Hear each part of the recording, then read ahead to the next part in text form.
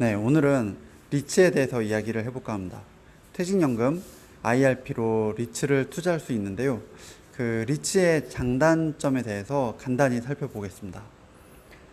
그 며칠 전에 그 IRP 계좌에서 주식을 좀 매수하려고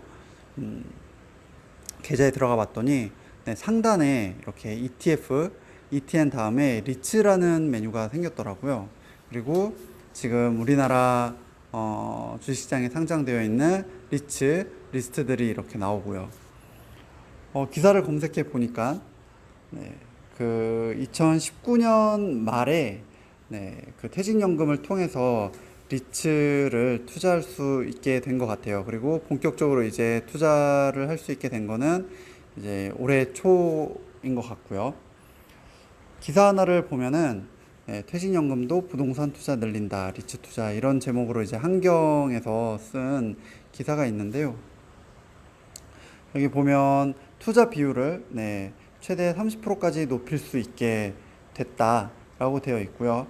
그리고 네, 원래는 10%였는데 네, 30%로 네, 올라간 것 같습니다. 그리고 DB형 같은 경우는 지난해 이 기사가 2019년이니까 네, 2018년에 허용이 됐다고 나오고요. 그리고 네, IRP나 DC 같은 경우는 2019년 말에 네, 허용됐다고 합니다. 그래서 실제로 이제 뭐 시스템이나 이런 게 구비가 된 게 아마 올 초가 아닌가 싶어요. 네, 그러면은 연금으로 IRP 계좌로 리츠에 투자한다고 했을 때 네, 리츠가 무엇인지 그리고 리츠의 장단에 대해서 한번 알아봐야겠죠. 네, 리츠란 네, Real Estate Investment Trust 네, 부동산 투자 회사의 약자고요. 그 부동산을 갖고 있으면은 거기서 이제 임대 수익이 나올 텐데 그런 임대 수익을 투자자에게 배분하는 회사에 네, 투자를 하는 거죠. 네, 일단 장점을 보면요, 이 리츠라는 게 부동산이긴 한데 주식으로서의 성격을 갖고 있어요. 네, 그러다 보니까 이제 주식처럼 소액으로도 매우 비싼 네, 부동산에 투자를 할 수 있는 거죠. 네, 예를 들어서 그 10억, 20억, 뭐 몇백억이 되는 그런 빌딩에 사실 일반인이 투자하기 어렵잖아요. 그런데 이제 리츠를 이용하면은 네, 그런 빌딩을 운용하는 회사에 주식을 뭐 만원 주고 살 수 있는 거죠. 그래서 소액으로 이렇게 투자가 가능하다는 게 가장 큰 장점인 것 같고요. 두 번째는 이제 현금화가 용이하다는 거죠. 네. 이것도 일반 주식이랑 이제 같은 건데요.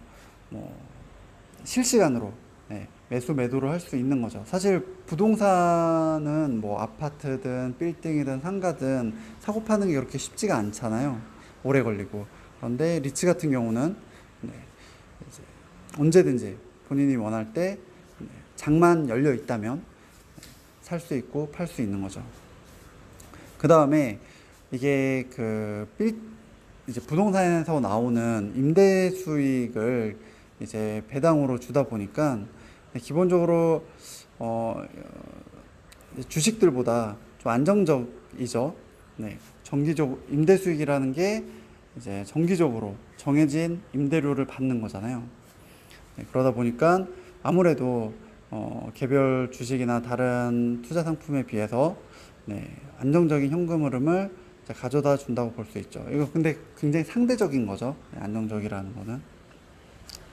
네, 마지막으로 이 리츠라는 게 다양한 법적 안전 장치들이 있어요. 예, 앞서서 이제 발생한 대부분의 임대 수익을 배당으로 준다고 되어 있는데 이런 것들도 법으로 정해져 있고요. 네, 그리고 이 리츠가 연금이랑 또 관련이 많이 되어 있다 보니까 굉장히 정부에서 우리나라뿐만 아니라 각국 정부에서 여러 가지 규제 정책들을 만들어 놓고 있죠. 안정적으로 운영될 수 있도록. 자, 그럼 단점을 보도록 할게요. 이게 리츠가 주식의 성격을 갖고 있다고 했잖아요. 그러다 보니까 안정적으로 임대 수익이 나오기도 하지만 기본적으로 이 가격의 변동이 있죠. 특히 이제 경기 침체 시에 네, 공실이 발생하거나 하면은 네, 그 임대 수익이 줄어들 수도 있고, 또 그런 임대 수익이 줄어들 거라는 어떤 예상이 주가에 반영이 되면서 주가가 크게 하락해가지고 또 손실이 발생할 수 있습니다. 그리고 현금화가 용이하다고 했는데 뭐 이것도 마찬가지로 변동성에 영향을 미치게 돼요. 사실 뭐 집이나 빌딩 같은 게 가격이 하루 이틀 사이에 올라갔다 내려가기 힘들잖아요. 거래하기가 쉽지 않으니까. 그런데 리츠 같은 경우는 소액으로 투자 가능하고 현금화가 용이하다 보니까 변동성이 부동산에 비해서 커질 수밖에 없죠. 그 말은 즉슨 하락할 때 더 많이 하락할 수 있고 또 상승할 때 더 많이 상승할 수 있다라는 거고요. 그래서 이제 단기적으로 이제 큰 폭의 주가 하락으로 인해서 손실을 볼 수도 있다는 거죠.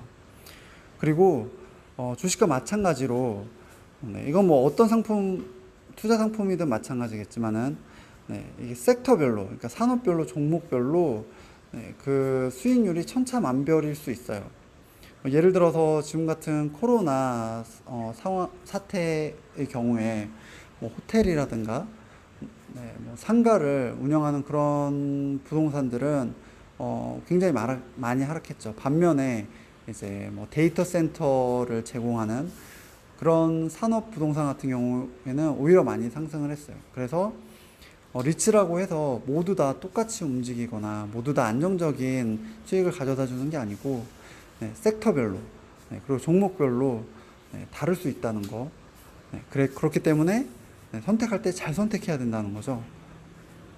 선택을 잘못하면 큰 손실을 볼 수 있다는 거 유의해야겠습니다. 그리고 이익의 대부분을 배당으로 주게끔 되어 있어요.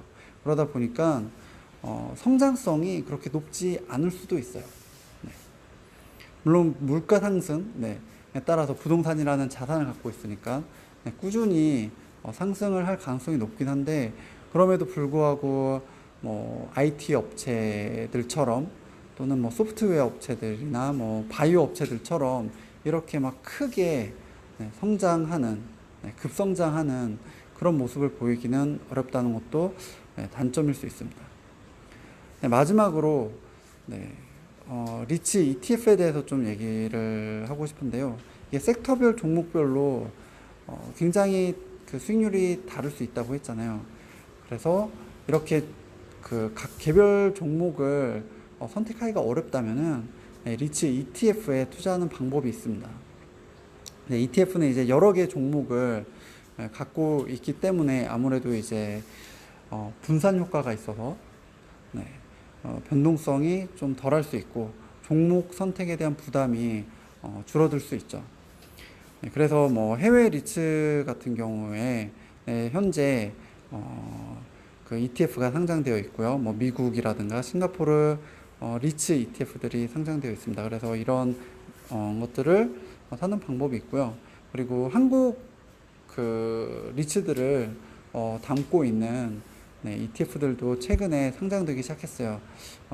그런데 이제 다만 아직 초창기다 보니까 우리나라 같은 경우에는 리츠 종목들이 많지 않아서 이런 그 한국 리츠 ETF 같은 경우에는 그 ETF 안에 리츠 종목 외에 다른 주식이라든가 뭐 고배당 주식이라든가 채권 등이 포함되어 있으니까요.